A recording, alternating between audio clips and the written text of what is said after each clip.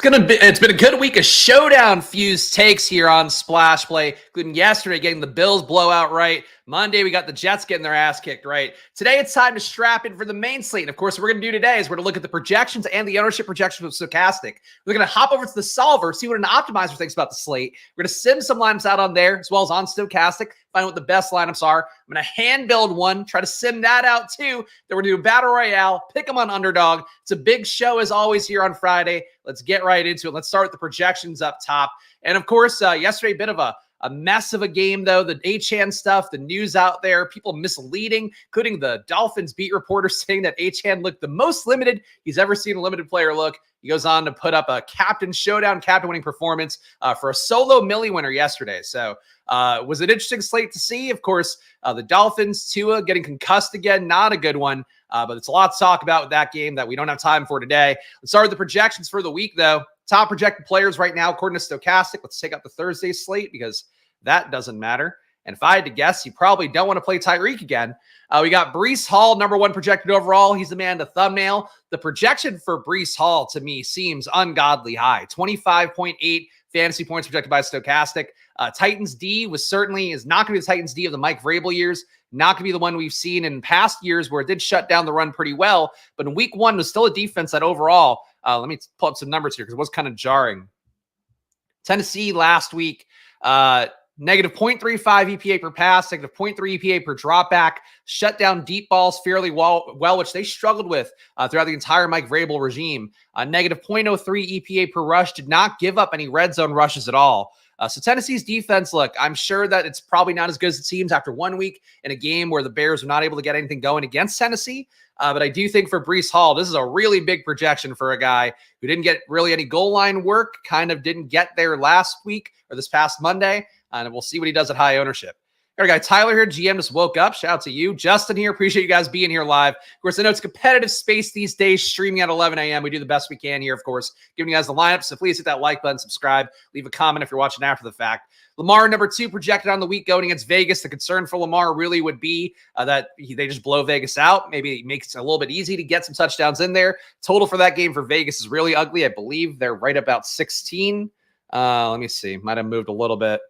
Yeah, 16 flat for Vegas, going against 25.5 implied points for Baltimore. The biggest risk for Lamar is just not being pressed in action enough to hit that kind of upside. That said, he's a guy that, him and Jaden Daniels, 2 guys that ran 16 times last week. Lamar and Jaden also both, weirdly, 3 red zone runs last week. Certainly like Lamar as a play. I feel like you kind of need something to go from Vegas' side. Brock Bowers, one of my favorite plays in Battle Royales this week. Not a bad price on DraftKings either. I feel like maybe if you play Lamar, you consider doing a bring back just because of the fact that for Lamar, for him to put up 24 points, I think you need him to be playing full go for 4 quarters, and I'm not sure if we're going to get that otherwise. Spags, this is for all the wonderful streams for the past year. Just a chat? This is your gift? It's just some text? Thank you, Charles. I appreciate it. I try, and I appreciate the kind words. CeeDee Lamb, number 3, 22.3 projected points. I like him a good amount going against the New Orleans team. Oh, there we go. You were foreshadowing. All right, well, Charles, welcome to the family, Charles. Charles, you got me with the old whoopsie-doo dunkaroo there. Tricked me. But Charles, you've been a great part of the community for a while. Glad to see you finally joining here. Get the VIP Discord. You got a premium stream for me after this one as well. Welcome to the family, Charles. But yes, today, I'll be doing basically 2 straight hours of content because I'll be looking through my data sheet and going through game by game, pouring over the little matchup details, which granted in week 1, not the biggest sample size of data, but we can still make some logical inferences here. And let's do that. Please, please the ghost. That's not my bit. Pete's the one that has to satisfy ghosts. Patrick Mahomes, number 4, 22.2 projection going against Cincinnati. Concern for me in that game would really be Cincinnati again, keeping up with their side of the equation. No T. Higgins again, it looks like. Jamar Chase, we'll see what the effort level is again. Joe Burrow, some gifts floating around out there, some tweets floating around of him flexing his wrist last week, maybe having the same issues we saw last week. For Mahomes, I think that's the biggest concern, along with the fact that, again, he's not been the greatest fantasy producer now for about a year straight. People think it's going to change. I'm not sold on it. Mahomes, though, very high projection. And Jaden Daniels, we checked one of the chalkiest players in the week. He's got a 21.2 projection on him from Stochastic. Obviously, a good spot theoretically going against the Giants. The Giants D a little bit better than the Commanders D, but definitely not looking good based off week 1. Top values here, so the guys we may get a lot of running an optimizer. Jordan Mason, a projected top value, of course, assuming CMC doesn't go. CMC limited in practice once again. We'll see what happens there. Breece Hall with a $7,400 salary does look like a top value. Really do have a hard time buying on a 25-8 projection. I really think to Breece Hall. I see more of this being like an 18-point game for him, but very high projection, high ownership probably, and a decent salary. So he's going to be one of the chalk plays of the week. Jaden Daniels, again, top value overall, should come up in an optimizer a decent amount. Daniel Jones, Patrick Mahomes here. Nothing that's like a 3K value kind of guy. A little bit of value on Jordan Akins. Even this projection for Akins at 9.2 fantasy points feels lofty. Honestly, would feel lofty for Njoku and a Deshaun Watson offense. But Njoku's out. It does seem like if you're going to have a cash gamey kind of tight end, Jordan Akins is it. Let's go to ownership in this tab now. Two cheap RBs is core play like Mason and Najee. I mean, Mason, I think, would be a core play if CMC's out. Najee, I'm seeing a little bit less. He got the volume, but I don't really want to chase Pittsburgh back, so that wouldn't be a core play for me. Breece Hall, top projected owned guy, 48% by Stochastic. I think they're just ultimately saying the price tag feels wrong for a lot of the industry. Breece Hall being the chalk play of the week seems like a decent outcome. I'll have my concerns. Let me look at Breece's numbers a little more thoroughly so I could try to make the argument, besides just the fact that I don't think the Jets are that good. So Breece in week 1, 22 intended touches, only 1 red zone intended touch, which was inside the 5-yard line. Pass game work, 6 targets, caught 5 of them, 16 rushes overall. I just think there are guys in better situations like James Conner. I'm pretty confident this week will punch in 2 touchdowns. The Breece Hall part of it for me doesn't feel like the move. He's still going to project well. Like I'm still okay with Hall as kind of a 150 lineup set, even a 20 max set play where you get him to summon him out. But I think if you're just locking in Breece Hall, I think, which I get the sense from the ownership numbers and the projection, the field's going to end up doing a little bit more. You could play your Najees and Jordan Masons. You could play, in my mind, your James Connors. I think just try and do something that's not Breece Hall or Breece Hall plus something lesser owned. I think it's going to be a key approach you have to have this week on DraftKings. Cooper Kupp, Jordan Mason are right behind him, but actually a far amount of ownership less. Mason, if I had to guess, if we know CMC is out, I think Mason goes closer to 45% as well. If I had to guess, most teams this weekend will have Breece Hall and Jordan Mason if CMC doesn't play. Cooper Kupp, he's a little bit too low price as well. Again, this is one thing where you can kind of tell what the obvious build is going to be, the baseline of the build. If you were to make teams that just exclude Breece Hall, Jordan Mason, Cooper Kupp, all of them, if not one of them, you're going to be off the beaten path. You don't always have to avoid chalk and run away from it like that. It's about the overall construction of the lineup and getting things that are low owned with those chalky pieces to kind of make it so that you can pop up if those guys hit as expected. Because again, chalk plays are normally the best plays of the week based on projections, based upon how the markets are feeling and all that stuff. But in the spot though, where it's like these guys are all too cheap for the situation, I would just guess that the vast majority of lineups have them. And at a certain point, there's a diminishing return on that where you might just want to go do something completely different with some amount of lineups, and I think that's probably what I would do, at least as it relates to those top 3. Debo not far behind. Debo getting that the rushing work last week. Obviously, again, this is an assumption that CMC doesn't play. If CMC does play, Mason obviously becomes not a play. Debo Samuel, I would think, would still be in play a little bit, but become basically a lower-owned version of what he is right now. And Ramondre, kind of don't love the matchup against Seattle. Seattle really did put things down pretty well defensively in week 1. Obviously, it's only 1 week. If you looked off of just 1 week yesterday, you might have avoided James Cook going against the Dolphins defense that shut down the run in week 1, mostly because Jacksonville wasn't that great. But I guess we saw with Tank Bigsby that there was opportunity there, and then James Cook took that to a much greater extent. Because Seattle's run D going against Ramondre. Ramondre had one of the best workloads in the league last week. He had 25 rushes, 3 targets, 52% avoided tackle rate as well, which Ramondre hasn't had that much juice in a while. But he's going against Seattle defense in week 1, negative 0.4 EPA per pass, negative 0.35 EPA per drop back, negative 0.03 rushing EPA allowed. They got pressure on 31% of plays, only gave up a first down on 19% of plays, which is pretty low for even a 1-week sample. So I don't know that Ramondre is like some lock play either. I think there's a lot of cases you can make for guys. I think there's a lot of cases you can make against guys at RB this week. But Ramondre being the 5th owned guy, and I'd rather have James Conner. I really do feel that way by a good amount. Connor's ownership, just for the record, where's he at? Connor at 7%, Dobbins at 7%. It's a lot of cheap guys. I really think this is a week where, again, like Charles asked him before about Najee Harris and Jordan Mason. Like, I think there's a lot of guys who can make credible cases for it. I don't think there's anything that I would view as like, these guys are the ones I want to have in every lineup or the vast majority of them. Low owned guys here. See, let's look at the highest dollar guys who might be low owned. All right, so Jefferson going to be low owned against the Niners. Not a surprise there. Home game for them. Minnesota looked pretty spry in week 1, but we know the Vikings and what they can do. Could certainly limit things pretty well. What? He is A, I am B. Okay. Oh, here we go. The other Tyler. There we go. All right. It's like, what? That makes no context, no sense without the context of the other chat. That's the issue now. You guys are keeping me off my toes. We got Jamar Chase, Lamar Jackson here under 10%. Lamar, I think he'd come up a little bit higher, to be honest. Jonathan Taylor, I like a good amount in this spot as well, going against Malik Willis. Price tag's awful at $7,700, but he's probably the most live direct price point pivot for Breece Hall at running back. Taylor, again, you got to remember it's Malik Willis at QB, and I do think Malik Willis is going to be a little bit better than what we've seen in the past. But there's an entire chance that that ball is just on the Colts side of the field over and over and over again, and AR can get his, Taylor can get his. I think it's possible they beat up on Green Bay. I feel a little more confident if it were a home game for Indianapolis, but Taylor, to me, just seems like the most live direct pivot at the same price point to just try to come over the top on Breece Hall and like a good Breece Hall kind of build.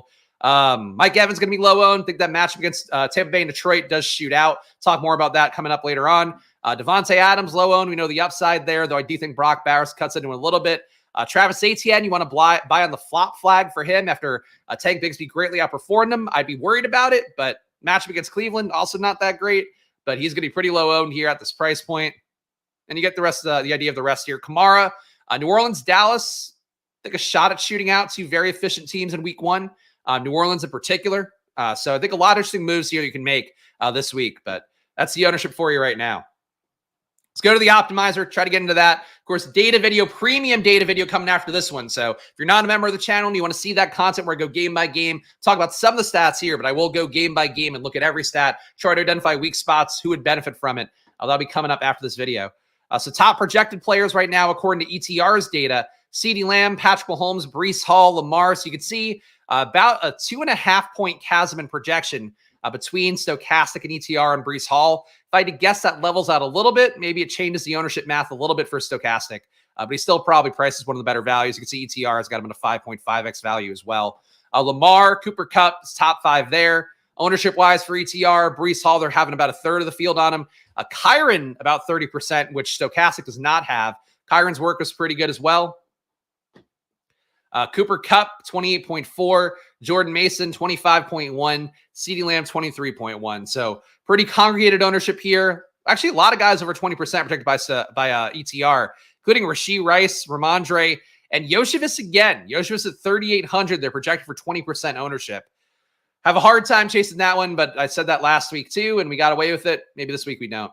Let's run the optimizer, though, and see what it gives us. Again, no crunch settings on this one. We just want to get a read for what the math is going to push people towards. We'll run it right here. Quick little run. All right, so the optimal lineup right now, so if you're going to play a cash game, playing a game with your buddies, head-to-head, 3-man, 4-man, whatever, this is probably the lineup you should be playing. Jaden Daniels, Breece Hall, Kyron Williams, Chris Godwin, Alan Lazard. Really, that's I did not expect that. Cooper Kupp, Jordan Akins, and that happens in cash game lineups where you have two projectable cheap guys. They'll make it into cash game lineups just so you can fit the studs that are most important, going to be the highest owned. So Lazard and Akins, I get why they're there. I don't feel good about either play. In tournaments, I would have a hard time with either play, especially Akins, but, I get the logic. Rashee Rice, Seahawks D, that's your cash game optimal lineup right now. And then overall, in terms of exposures we're getting, so in these lineups, we're getting 100% Cooper Kupp, 100% Breece Hall. Same principle here as a showdown, where if that's what you're getting in every lineup, the thing to do in tournaments is if you're going to play both guys, make sure you're really decreasing that ownership product. Again, we talked about this yesterday. If you're going to play a lot of Dolphins, I didn't think that was going to hit, but if you played a lot of Dolphins, you sort of need to make sure that you're going to get the ownership down in some other way by doing something unique, something clever to get away from the pack. Same thing for a main slate here, where it's like everybody's going to be playing Cooper Kupp and Breece Hall based off the projections. You then have to be mindful of the fact if I'm playing both those guys, I need to have a low-owned stack. I need to have a tight end that's not Jordan Akins. I need to have some stuff that's just not chalky around it. So just keep that in mind, even if you play these guys. And again, they're the chalk plays for a reason. But if you play these guys, you got to get unique about it. Jaden Daniels, Kyron too. Not too far off 100% of the lineups as well, but a little bit less. Top stacks, nothing too crazy here. Rashee Rice and Yoshevich coming up in 16% of them. And Breece Hall and Lazard coming up in 84% of theirs. So that's a lot of Breece and Lazard, a lot of Kyron and Cup. Again, James Conner to me, I still think a very interesting play, interesting pivots, all that stuff. But let's run a real lineup set here. Let me get my stacking options on, and we'll see what the solver has for us on this front. I should also update the Chiron. Again, the solver is a tool I've enjoyed a lot. Did not profit yesterday. Unfortunately, did not have enough James Cook captain. But still had a day where I got most of my money back, so I wasn't mad at it. Given, again, I didn't have Achane a captain, didn't have Cook a captain enough. The solver has been a big part of that for me this year. Just making sure to have lineups that, let's see, main slate boost. Having sure that I have lineups that I feel like fit what I'm trying to do a little bit more. Again, I've said it a bunch of times here, and I feel like my best sales pitch for you guys, like besides the hand builder tool on Stochastic, if you're trying to just get lineups that are kind of fed to you directly, I think the Stochastic Sim is probably the best tool for most people out there because of the fact that it's just going to give you the ability to make teams that are built by somebody else that represent what the field is. You can come in, grab some stuff there. If you're trying to build teams where it's like you're locking a QB and receiver, you're locking an RB, you're locking 3-4 players, and just want to see the best versions of those lineups and then sim them out. I think that's where you run into something that's a little bit more in favor. Fuck, I didn't put the variants on. I always forget to do this part. My bad. Solver high. Let's do that. Okay, re-optimize, please. Yeah, so the point really for that would be to me is just that the solver gives you more customization, gives you more control. So if you're a person that likes control more, I'd click the link in the description, check out the solver for yourself. Promo code SPLASH on there, which again supports the show, gives me an affiliate fee, also gives you the ability to get this product in your life. And again, it's been a lot of fun, I think, to have it. And I didn't know that the Fantasy Cruncher guy, like I knew I wasn't going to have access this year because they fell out with Stochastic. I didn't know he went nuts. Like he went off the deep end, was accusing people of hacking the site and shit. You can check the Fantasy Cruncher Twitter if you want to see more about that. This is the only optimizer in town that I feel like is actually, pro caliber, good enough. Saber Sim does a good job too, but you don't want to pay for that just to get the optimizer. It's so expensive. For this stuff though, I would say reasonable price tag, need an optimizer. This is one I'll do it for you. Wouldn't go chasing Lazard. Mike Williams will get more snaps, be a blocker for Lazard. I mean, Lazard's big upside is just a rapport with Aaron Rodgers, which has been, it was a talking point and a fear point for me earlier in the cycle. And then I was like, this is insane. I can't be worried about Allen Lazard. Like I have other reasons to not be in on the Jets, not be supportive of him. And now it's like, wow, like Lazard might actually be a thing. But again, you got to remember his production last week. Like it wasn't on real plays. It was on broken plays, kind of bullshit situation. So for Lazard, I think we saw probably the apex. Maybe he spikes a couple times moving forward, but I don't expect the most. Yeah, 2 week one brain for sure. I would agree with that. Like J.K. Dobbins to pivot off Mason. Mason's going to be around 40 to 50% owned by Sunday morning. Again, you could swallow that chalk. Like I think Mason on his price tag to me is much more interesting chalk than Breece Hall. Just because of the fact you are paying a premium still for Breece. Mason's at 5K-ish. Like I think if CMC's out, I think you want to play more Mason than not. But, Mason with Dobbins, most people won't play that second guy at the same price point because of the fact that, like, they have the first guy already. So Mason with Dobbins might decrease your ownership enough. Mason with Dobbins with Connor in the flex would decrease your ownership.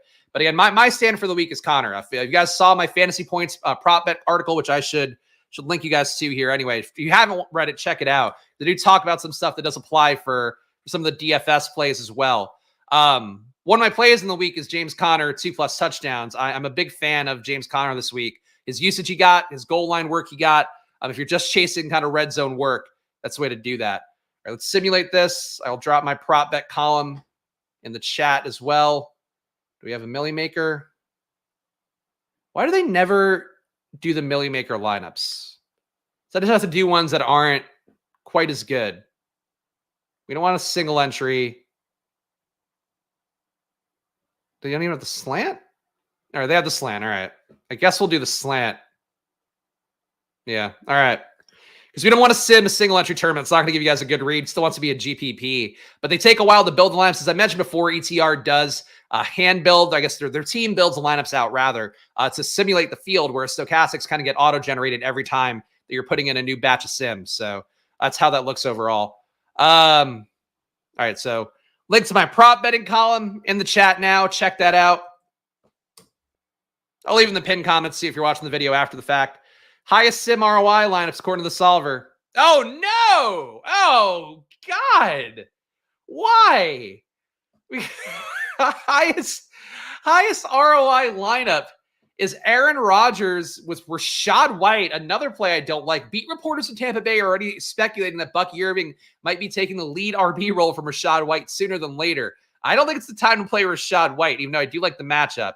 But the speculation right now from, I think it was Rick Stroud, who's one of the guys in Tampa Bay, was that they might move Rachaad White to a third down role so you could pass protect, get some catches. Even that, I don't think would last long term from him. But Rachaad White in this lineup. Breece Hall, Brandon Ayuk, Garrett Wilson, Allen Lazard, a Rams double with Parkinson and Kupp, and Broncos D against Justin Fields. I get that part.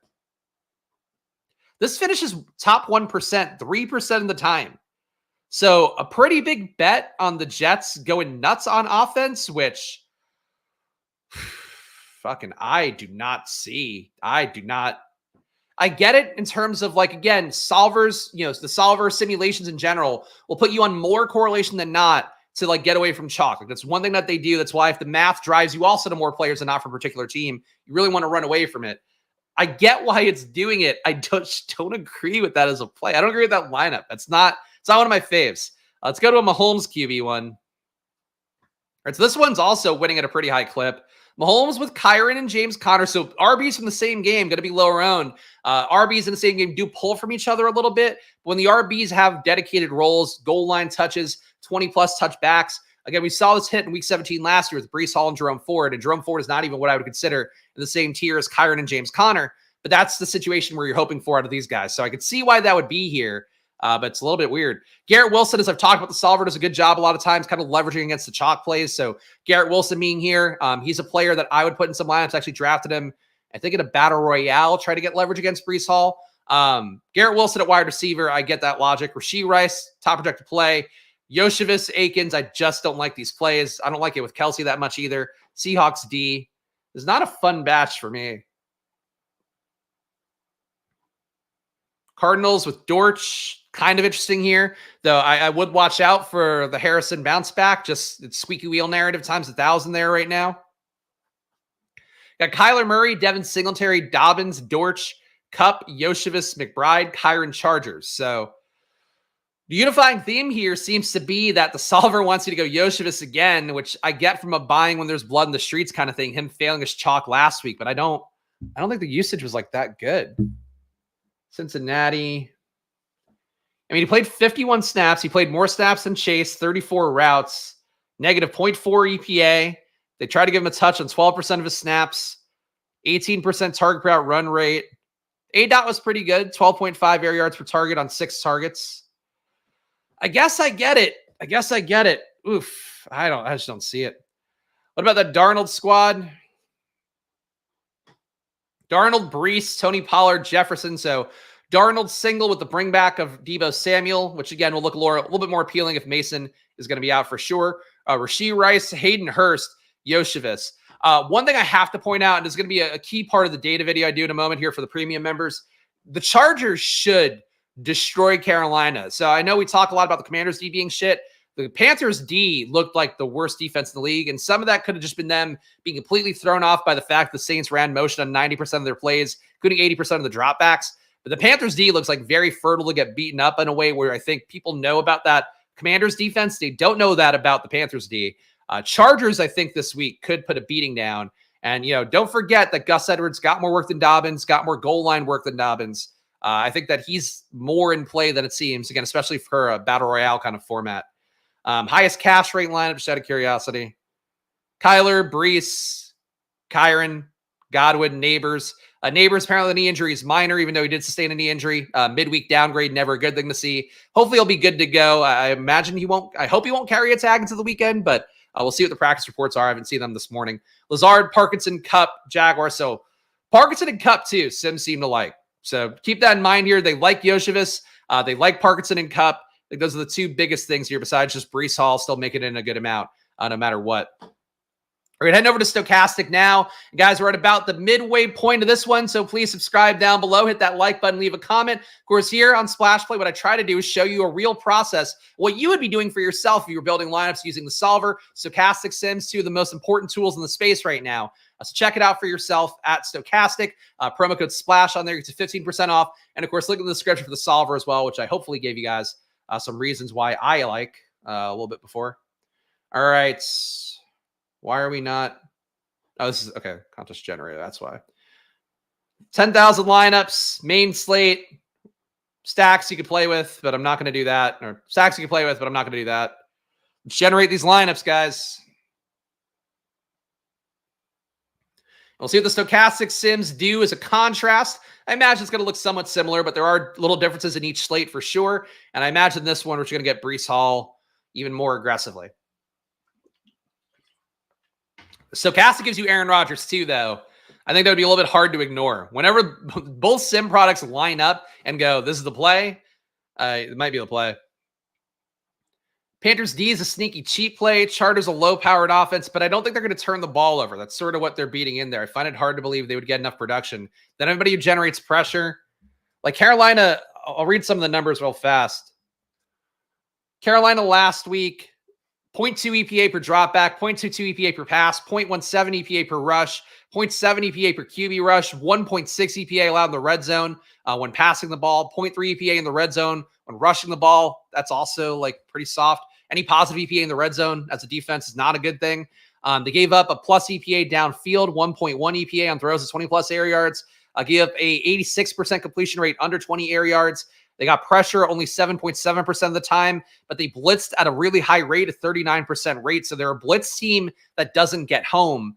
Unless the Chargers just can't protect Herbert at all, and they only gave up pressure an 18% clip in week 1, I don't see how that falls apart for the Chargers. I think Carolina just gets their ass kicked.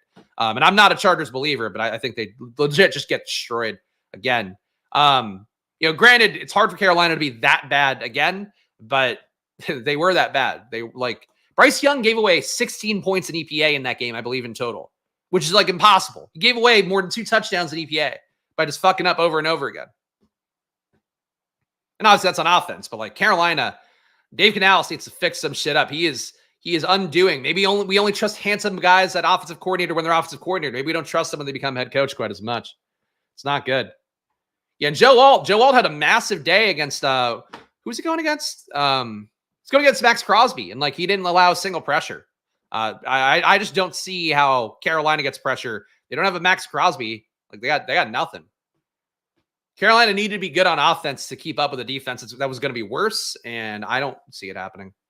But hey, look, again, it's only 1 week sample.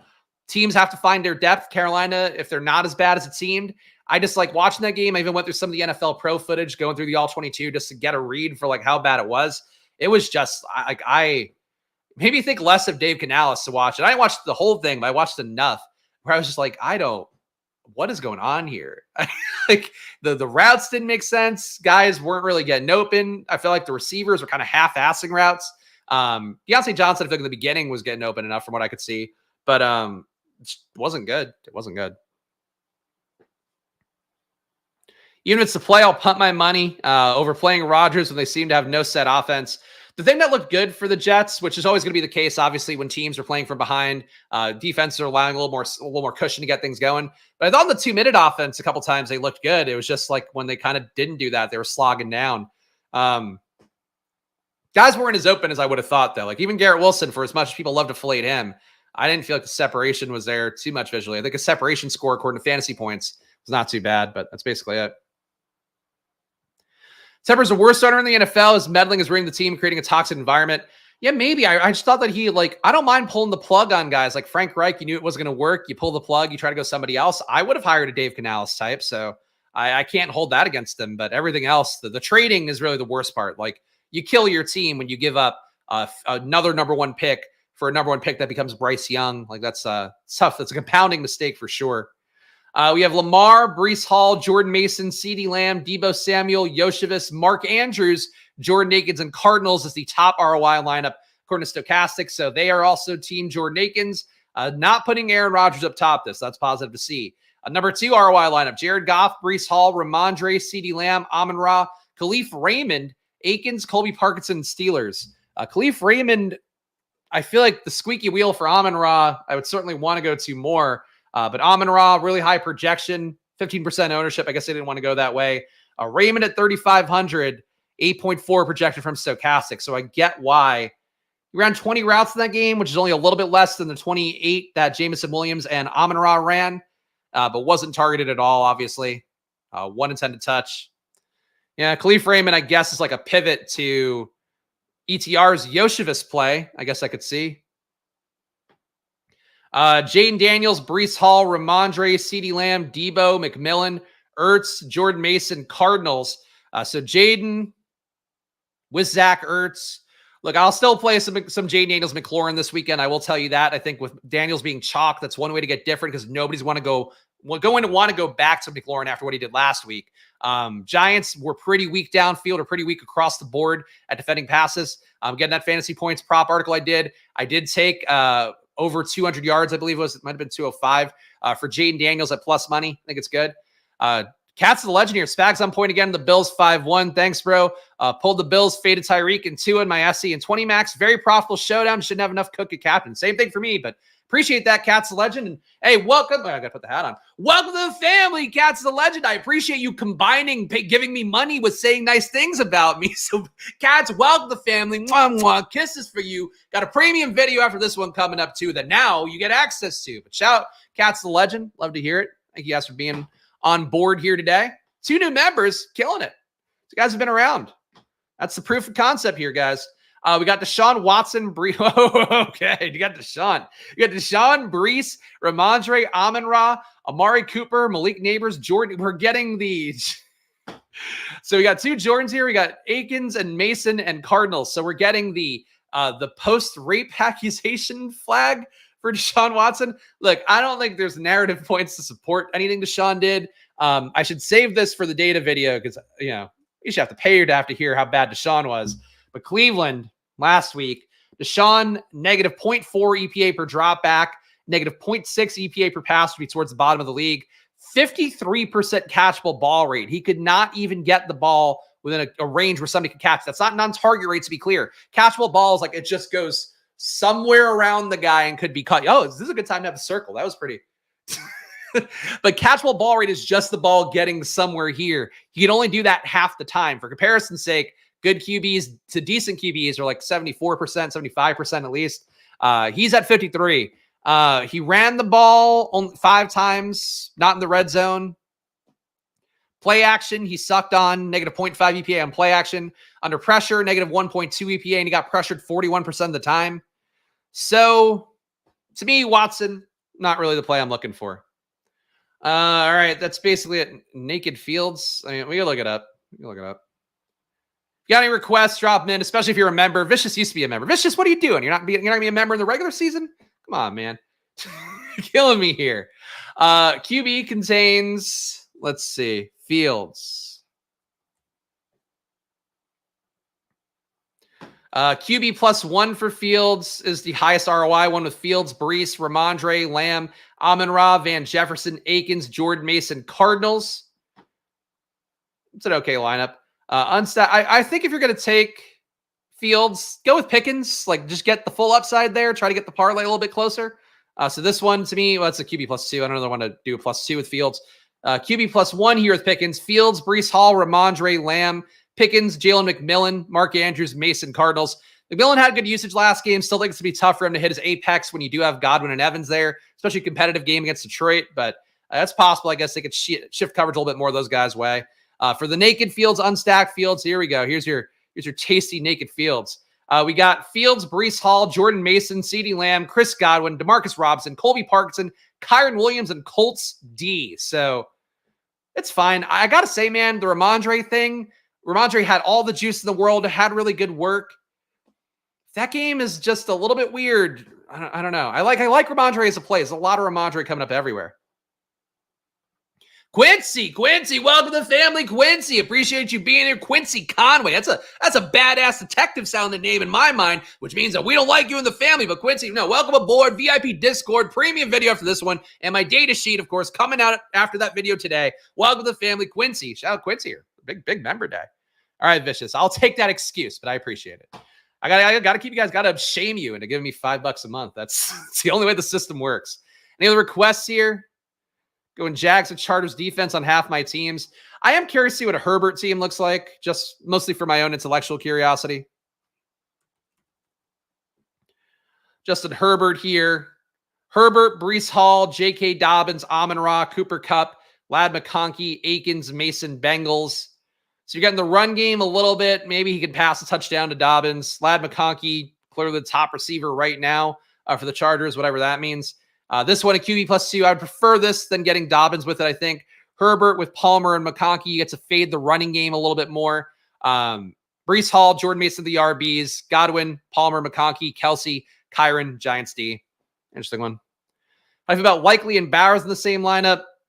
Not great. Not like mad at it, but let's see if we get any here in the Sims, and you can kind of make your own assessment. I think the Sims overall have not been a fan of Likely. I don't think they think that he keeps it going. Yeah, Likely Bowers teams all negative 60% or worse ROI, so Sims would not support it. I do think Lamar with a Bowers bring back is interesting, just because I think Bowers matchup against Baltimore, who did look a little bit soft against tight end in week 1. Efficiency-wise, Bowers did get the most targets. I think that makes sense to me, but ROI-wise, does not seem like it's there. And it doesn't mean it's like not a thing, but it does mean that the Sims don't support it. So, you kind of have to weigh your appetite for risk. I do think the Sims were a good check on here's a concept I have. Is it good? Is it something I want to do? And if the Sims say it's that bad, then maybe don't do it. Got an ad for a beard coloring product. Like, hey, look, I got some whites. I got some whites here. It's a serious problem for all of us. Let's handle the lineup here. Let's see what we get out of that. Of course, a Battle Royale still going to do that. And of course, a pick'em slip will build at the end. And hopefully it'll hit. It's tough for the pick'em slip because I don't know. I can't put them in Pennsylvania. So I don't know what I'm putting in. I don't want to lead you guys like lambs to the slaughter. But that's my cross to bear, I suppose. All right. So plays I like this week the most. Look, I get the Breece Hall thing. I find it hard for me if I'm hand building a lineup to go right to Breece Hall when I don't think the matchup is great. I don't think the situation's great for the Jets. I'm not the biggest believer in the world. I don't think I'm going to go that way for my RB. I do believe in Jonathan Taylor. I really think he can punch in a lot of touchdowns against Green Bay. And that could be a thing where they're just on that other side of the field often, just punishing Malik Willis over and over again. So I am going to go Jonathan Taylor as one of my RBs. I've mentioned him enough times. I really like James Conner in the spot. Connor this past week. Let me pull up some stats here. And of course, again, we'll go game by game on the premium video right after this. You'll be able to see my sheet as well while we go through it. Connor last week, 5 red zone rushes, 2 of which were inside the 5-yard line. He also had 4 targets, 20 intended touches overall. Snap share to give up a little bit to Trey Benson, a little bit to Amari DiMercado, but 41 snaps, 15 routes. Against a Rams defense that also, without Aaron Donald, really looked bad in week 1. 0.3 EPA allowed per rush, 1.7 EPA allowed per QB rush, so maybe Kyler can get there too. 0.3 EPA per red zone rush as well. I just think this is a team that cannot handle not having Aaron Donald soaking up all that attention in the middle. And with the usage that Connor gets to me, that's my belief. Home team as well, home favorite with the RB. I think those are the logical points as well if you want to go there. Wide receivers, who do I like the most? I think there's a shot of a shootout in Dallas, New Orleans. Totals don't support it. The best shot for a shootout this week is probably Detroit, Tampa Bay. I am an Amon-Ra fan. I think this is a good week for him to bounce back. Tampa Bay last week gave up a really high completion rate on short throws. Tampa Bay last week, 77% completion rate on throws of less than 20 air yards, 0.2 EPA per pass, 0.22 EPA per rush. I think Tampa Bay gets strafed by Detroit, but I think they're good enough on offense they keep it competitive on that side of the ball. So to me, Amon-Ra, look, the JMO stuff worries me a little. Amon-Ra played 28 snaps, JMO 28 snaps. Target intended touch rate was 10% for Amon-Ra compared to 19%. Target per out run for Amon-Ra is 21% compared to 32% for JMO, but the underneath game still should be Amon-Ra's time to succeed. So I'm going to go with him here. I do think JMO at his price tag, he's still in the 5K range. JMO at his price tag is a really appealing play to me that I think the Sims aren't going to get to. We will go with the chalky Amon-Ra here. And I will play some JMO this week. I just have to say that out loud. Don't mind a bring back here on the Tampa Bay side. So Evans, I think, is credible. Godwin, a little bit more appealing to me. The question is, do I want to game stack this game? I think I do. I like Giants, Commanders. I can't subject you guys in my hand build here to another week of Jaden Daniels and Terry McLaurin. Trust me when I tell you in my portfolio, I will play Jaden Daniels and Terry McLaurin. But I think for the hand build's sake, I'm not going to do it here. I think I'm going to go Chris Godwin. Godwin last week, 23 routes, which is basically 1 less than Mike Evans. Did play a few more snaps. Target per out run was 35% compared to 25% for Evans, 13% for McMillan. Air yards per target was pretty low, 4.5 air yards per target. But I think for him, that's going to benefit in a matchup where there's probably going to be a lot of them having to dig out of Detroit, really putting it down on him on the other side. So Chris Godwin's going to be my pick here. Very PPR forward team with Taylor, Connor, Amon-Ra, Godwin. We spent a good amount of money as well, so we have to come down a little bit somewhere. All right, I think this is where I do one of my favorite plays of the week. I think it's a Bowers spot. Bowers at 4,400 saves you some money. The ownership for him, 3.6%, so he's not really a cash game play. I think he's still functionally a tournament play. Bowers in this spot going against Baltimore. Last week, Baltimore against tight end. And granted, they played Travis Kelce. Played Noah Gray. We get that, I would hope. But last week against tight ends, a 0.5 EPA allowed, 12% target rate to tight ends. I think that benefits Bowers well. They were pretty weak against the slot as well, a 0.6 EPA there. Bowers got 3 targets out of the slot.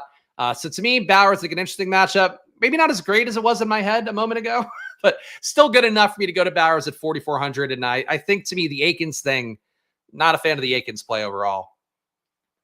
Who else do I want to go to here? Still got to save some more money. So let me get my defense in. I think that's a key part of the equation. Chargers D, not too cheap here at a 3K plus salary. Broncos D versus Fields, kind of appealing. What did Denver do last week? Denver on defense last week. 36% pressure rate, 43% blitz rate going against Fields, who handled pressure pretty well in week 1. Only a negative 0.1 EPA, didn't take a sack, 17% pressure rate. Maybe Pittsburgh can keep them clean, but I'll play the variability here and go Broncos D. So Broncos D against Fields. We got 49 left. Should pick our QB maybe at this point. Baker. Goff would work as well. Where's Goff at? Goff's a little bit more expensive.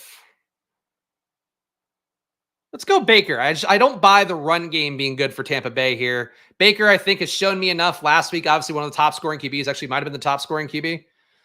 No NDD. Too expensive. NDD is, we got to save money here. NDD is one of the higher priced Ds in the week, right? Yeah, they're a little bit, I mean, they're more high priced. They're not as high priced as I thought, I guess.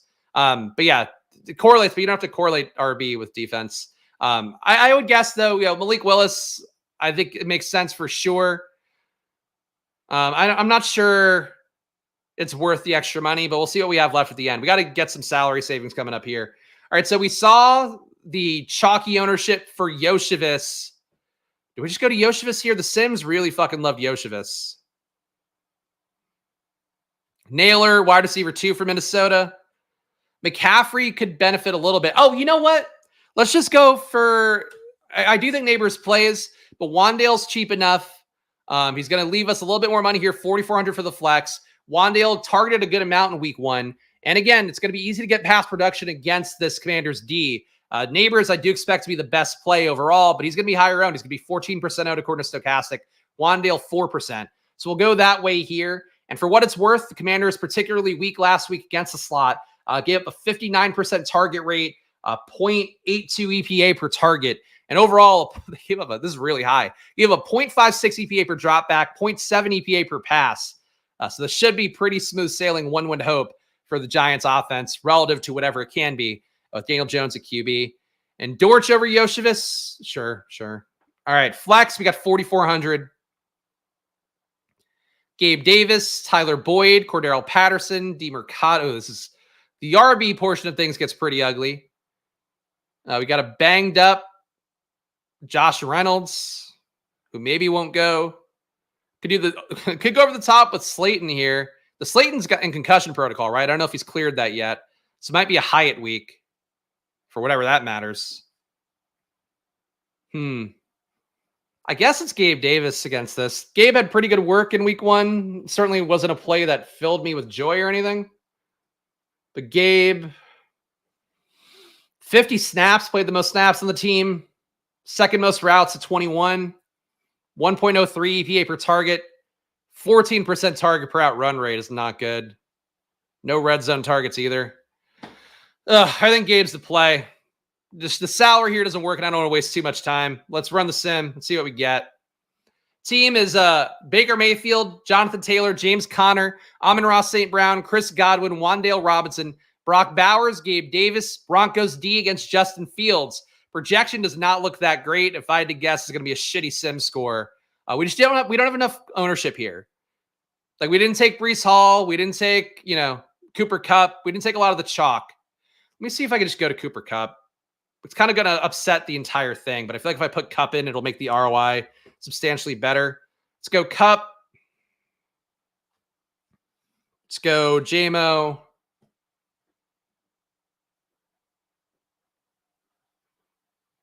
Let's come down off of Gabe Davis and instead go to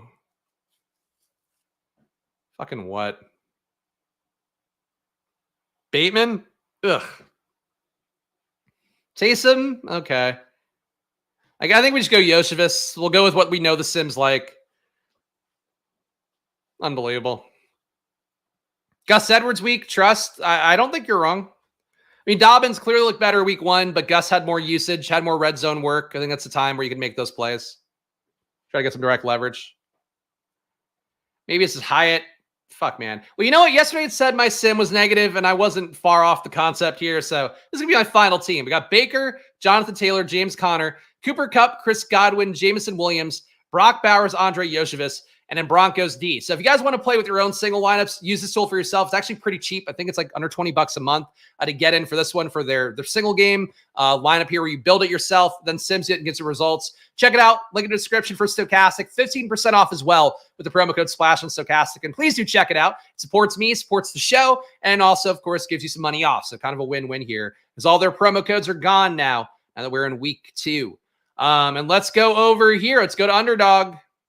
I've drafted some teams already. Underdog, they have a 10% bonus on your deposit today. If you want to go and do that, of course, promo code SPLASH on Underdog. If you're new on there, we're going to do a Battle Royale draft, 30K to first place in this one. And, of course, also a pick'em slip that I can't place myself, but I do try to build a good one for you guys to tail should you want to do that. But let's go to a Battle Royale here.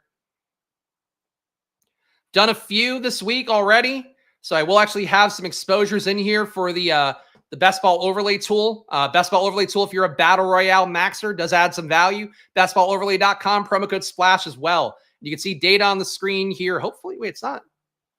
Why is it not populating? This works on my MacBook. For some reason, it's not popping up here. All right, well, maybe I didn't install this correctly. I don't get how I wouldn't have. Anyway, the Battle Royale tool is pretty cool. I've used it on my Mac and enjoyed it. You're not going to see it on stream here today, unfortunately. For 2 straight weeks, the best promoter in the biz is what I call myself. But guys, if you appreciate this stream and you want to see a deep dive on all my data coming up right after this one, please hit the like button, please subscribe, and then join down below. If you join down below, you'll be, well, actually, no matter what, you're getting forward to my next video coming up, my premium video after this one, when this ends. So stay tuned here. You'll be redirected. If you want to see that video where I go game by game, looking over all the data from Sports Info Solutions, Pro Football Reference, Stochastic stuff that we already saw today, and also some fantasy point stuff I'm starting to integrate. Check it out. It's coming up right after this one. It's just a big Excel sheet, but you get to have that for yourself as well when you are a paying member. I give it to both the YouTube channel on the YouTube community page, and then also the Discord. That's how I drop it every week.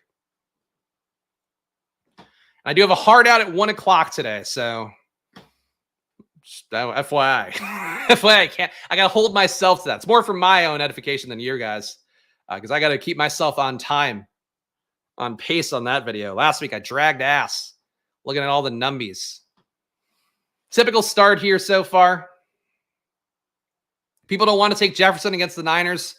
Feels like Jefferson versus the Niners, if you really want to go for a spot that's difficult, but maybe as a payout, that could be the one. Jefferson goes here, though. Mike Evans versus Detroit. Don't mind it. Rashee Rice versus Cincinnati. Don't mind getting good on that. But usually in Battle Royales, I will just scoop the value early on and then try to get myself different later. So we'll go Kyron for the first pick. I do like Connor, though. Think he's a very valid pick later on, as we've talked about. Evans, Rashee.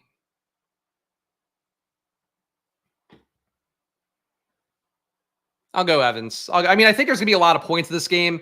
I have questions on if the points flow through Evans or not, but a Kyren Williams, Mike Evans start picking in the back half of the round. It's like we're back in best ball days where I'm stuck pinned to the back of rounds, but that's our start here. And again, what I learned from Battle Royales, which I'll give the full credit for Pete Overzet, where I just never really thought of it as binarily before, which is probably a slight against me more than anything. But I've just never played Battle Royales at tons of volume. I'm starting to do it a little bit more this year.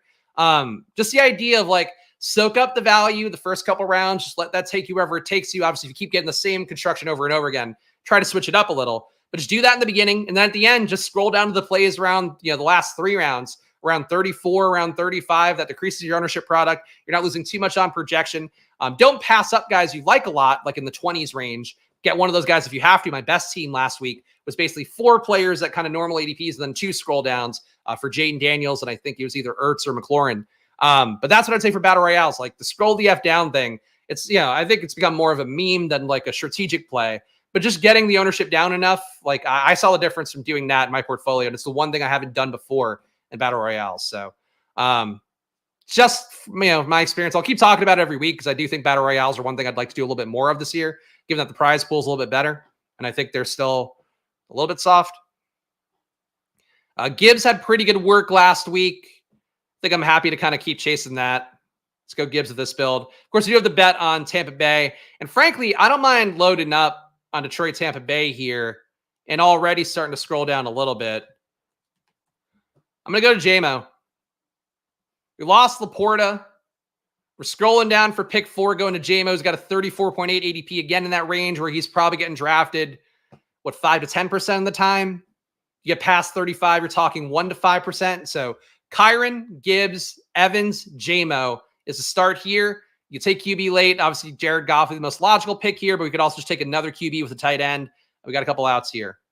And I would say, I do think and Pete was saying it, I still, for myself, believe I want to put correlation in. Like I like having stacks and bringbacks just to have a shot at capturing game environment. But you have to have the nuts in such a way for Battle Royales where you might not be benefited doing that. So I'm doing it here, but I'm pointing it out. Like, I think if you're doing a bunch of Battle Royales, like, don't feel like you have to correlate, do too matchy-matchy. I think that's one thing to watch out for.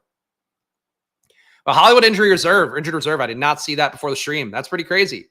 Surprised to hear that. Let's do the KC stack never. I don't never want to do the KC stack. Though I will say, if you have Brown out now for a longer period of time, he's already ruled out for week 2. And I guess now, apparently, according to Clipper Nation here on IR, it's going to make it a lot easier for Rashee Rice and for James Worthy, for Xavier Worthy to keep getting there, for big game James to keep getting there. No, for Xavier Worthy to keep getting there, because like having Hollywood Brown out there, it's mostly gonna cut Justin Watson's routes and like whoever else you're putting out for that deep ball bullshit that they don't really throw to. But the usage that goes Brown's way is what's going to affect Worthy, going to affect Rice when he comes back in. So the fact you're getting another 4 weeks of runway with that is shocking. We got surgery. Wow, that's a tough one, man. That's I wasn't high on Brown, but I certainly had enough. Surprised. My QB's going. Everybody's got a QB besides me at this point. AR fell all the way back around, but I think this is where we do have to really hard to not take AR and Jaden here. Because if I didn't do that, I would have to go Ertz, I guess, at tight end if I took Jaden. Oh, fuck, I'm taking Jaden. It's a stream. I don't care. I should take Goff, but we're basically saying that Jaden can beat out Goff. I agree with that. And we're doing the thing I said I would do anyway. QB with another tight end. Ertz here.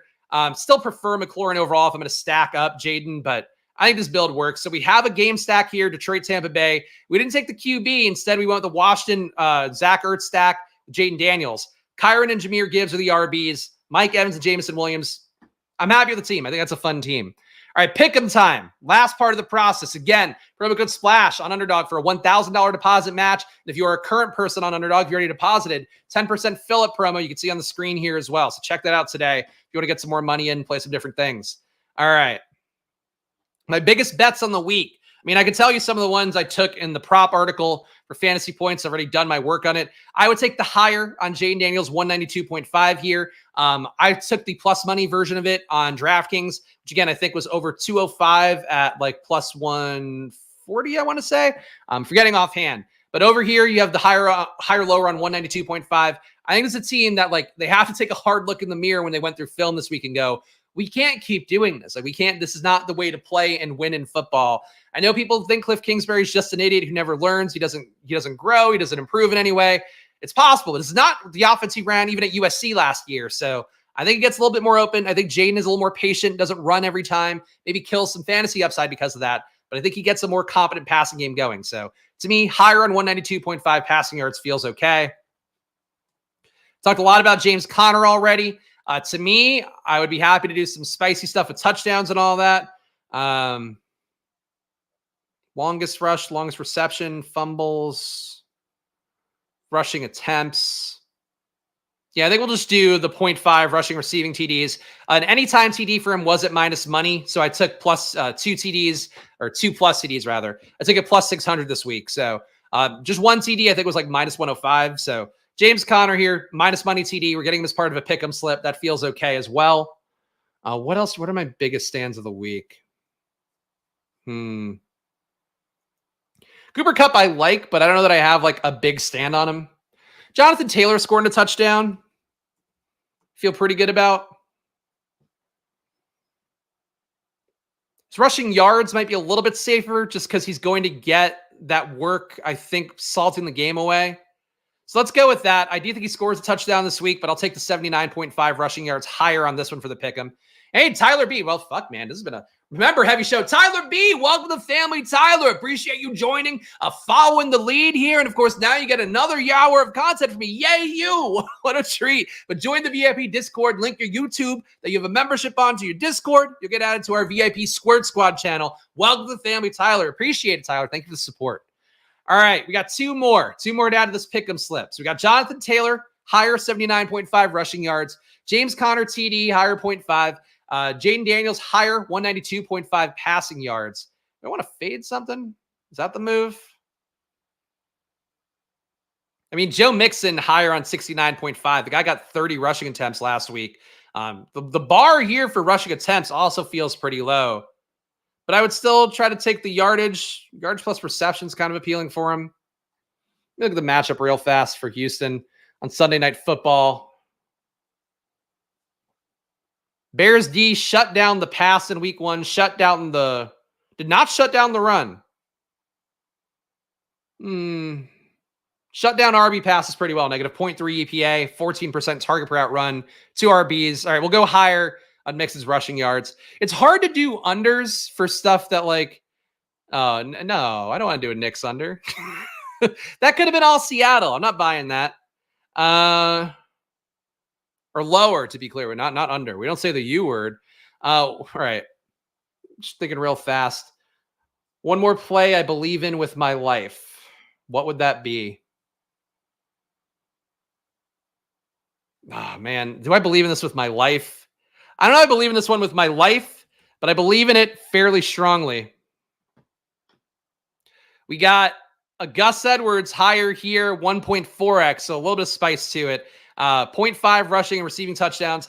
I just think Gus punches one in this week. I think people are a little too high on J.K. Dobbins. Gus's workload last week was a little bit higher. He had 3 red zone rushes compared to 2 for Dobbins. He had 11 touches or 11 rushes compared to 10 for Dobbins. Did have less targets than Dobbins, but that's fine. We're going to go Gus Edwards here. So my final pick'em, a little more TD heavy than I would like, but I think this is a minus money TD. This one's not. We got Jaden Daniels, higher, 192.5 passing yards. James Conner, higher, 0.5 rushing and receiving TDs. Jonathan Taylor, higher, 79.5 rushing yards. Joe Mixon, higher, 69.5 rushing yards. And Gus Edwards, higher, 0.5 rushing and receiving TDs. Maybe one day I'll start to take some unders, but that's not today. You're in the pick'em game. Who are you bringing your Nicholas, Jamal Chubb, Kadarius Toney week 17 stacks with? Since 2 is probably done. Strictly H boy. Miami, man. Miami might be in a bad situation. I'm low on everything Miami because I just didn't get Tyreek enough this year. So we'll see. Miami's not dead, yeah, but it doesn't feel good right now. Reception unders hit a lot on Underdog, especially the tight ends. Oh, there you go. Look, I don't have like, the thing is for me is I don't really have hard takes usually on this guy's like a bad play. Even like Breece Hall, like I think that like he's like not a great DFS play, but for his like markets, I'd be okay with it. Anyway, guys, that's all it for this one. I'm going to hop over. You're going to be redirected automatically to my premium video coming up in one moment here. Please subscribe down below, hit the like button, leave a comment. All your engagements go a long way for me. As you guys can see here every day, I do the work as best I can. I show up, try to give you takes, try to give you data, try to give you my logic for it all, and try to make myself better at it every day too. Like even stuff like the Battle Royale things, that was a focus of improvement for this year. So be able to improve right away in week 1 made me happy. But subscribe down below, hit the like button, leave a comment. Of course, I will always do my best to give you guys the earnest takes and show you the process here as best I can. Go check these guys out. Stochastic, 15% off on there. Of course, same thing for, well, not same thing, but Solver. Link in the description on the Solver. Check that product out. Underdog, $1,000 in bonus cash. And do I have to do the reading of names? I feel like I'm just going to put the names up. And here's a bunch of great names today. We added too many people. I can't do the reading of names today. But thank you to all these fine folks who supported the channel really and truly. And I just want to get to the next stream because I got to make time. So game responsibly. And of course, follow me at Chris Spags. Follow the show at Splash Play Pod. It's always money time. And I'll be back on Sunday for all the free people. Sunday at 9 a.m. again. We'll be running that back. My final takes. Similar process to this one on Sunday morning. So we'll see how the data moves. If I don't see you on Sunday, guys, enjoy your weekend. But Sunday is the main event now. So I'll see you guys then. Check me out in the next stream. See you there. Bye-bye.